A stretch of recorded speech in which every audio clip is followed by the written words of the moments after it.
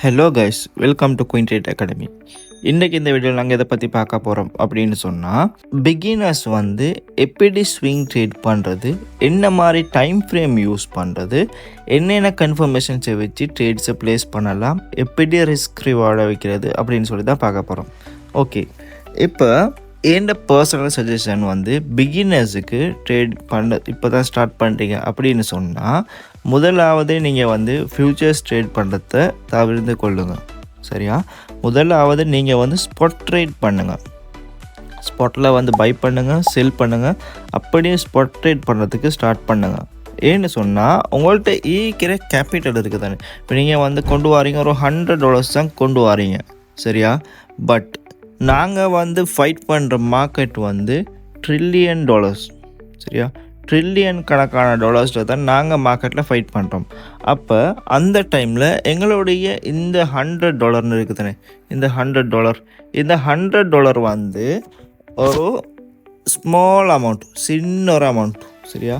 அந்த சின்ன அமௌண்ட்டை மார்க்கெட் மேக்கர்ஸ் என்ன செய்வாங்கன்னு சொன்னால், ஸ்டாப் லாஸ் ஹண்ட் பண்ணக்கொள்ள, லிக்விடிட்டி ஹண்ட் பண்ணக்கொள்ள, உங்களுடைய ஸ்டாப் லாஸ் நீங்கள் விற்க மறந்தோ என்ன சரி செஞ்சேன்னு சொன்னோம், உங்களுடைய ஸ்டாப் லாஸ் ஈஸியாக அடித்து உங்களுடைய அக்கௌண்ட் ப்ளூ ஆகிரும்.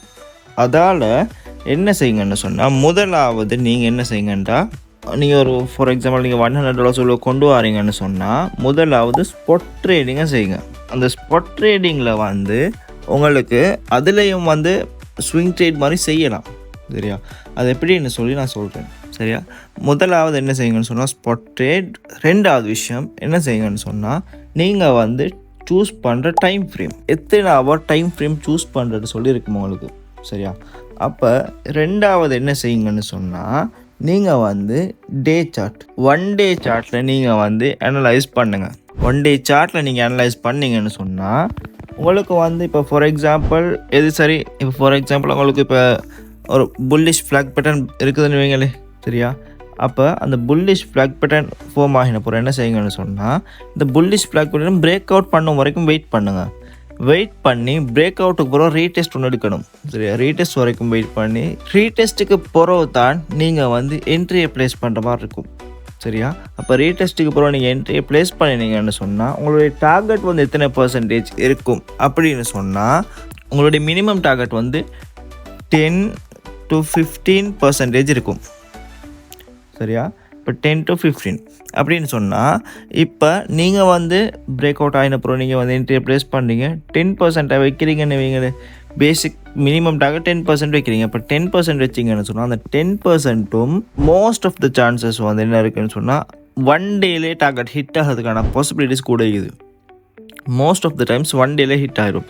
அப்படி இல்லைன்னு சொன்னால், maximum 3 days to 1 week, 3 days to 1 weekல உங்களுடைய டார்கெட் ஹிட் ஆகிரும். ஓகே, இப்போ மூணாவது விஷயம் என்னன்னு சொன்னால், கன்ஃபர்மேஷன்ஸ் எடுக்கணும்.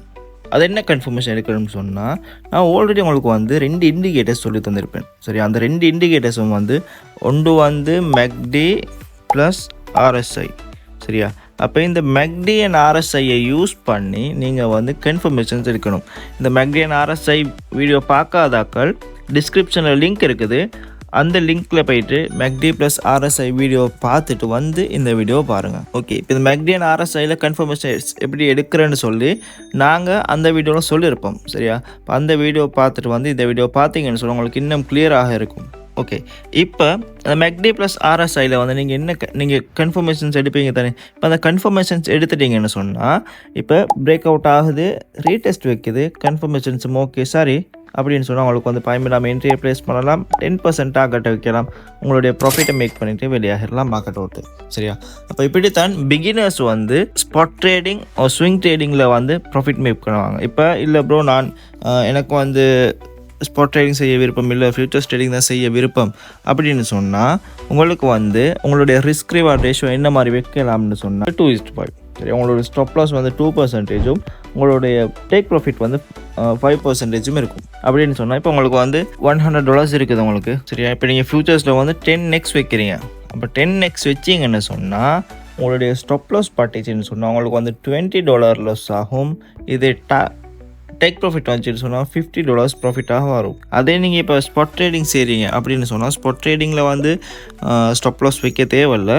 ஸ்டாப் லாஸ் இல்லாமல் ட்ரேட் பண்ணலாம் ஸ்பாட் ட்ரேடிங்கில். அப்போ ஸ்பாட் ட்ரேடிங்கில் நீங்கள் பை பண்ணி வச்சு நீங்கள் ஹோல்ட் பண்ணுறீங்க.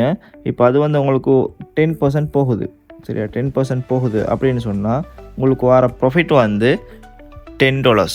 உங்களுக்கு வந்து லொஸ்ஸே இல்லாமல் ட்ரேட் பண்ணணும் அப்படின்னு சொன்னால் நான் உங்களுக்கு சஜஸ்ட் பண்ணுறது வந்து ஸ்பாட் ட்ரேடிங் தான். பிகினர்ஸுக்கு வந்து ஸ்பாட் ட்ரேடிங் தான் சஜஸ்ட் பண்ணுவேன். உங்களுக்கும் கிரிப்டோ கரன்சியை பற்றி தெரியாது, உங்களுக்கு கிரிப்டோ கரன்சி எப்படி அனலைஸ் பண்ணுறதுன்னு தெரியாது அப்படின்னு சொன்னால் எங்களுடைய கோயின் ட்ரேட் அகாடமி உங்களுக்காக கிரிப்டோ கரன்சி பேசிக்லேருந்து அட்வான்ஸான கோர்சஸை ப்ரொவைட் பண்ணுறோம். அந்த கோர்சஸில் ஜாயின் பண்ண விரும்பினாக்கள் மறக்காமல் ஸ்க்ரீனில் தெரிந்த நம்பரை கண்டெக்ட் பண்ணி உங்களுடைய சீட்ஸை புக் பண்ணிக்கொள்ளுங்கள்.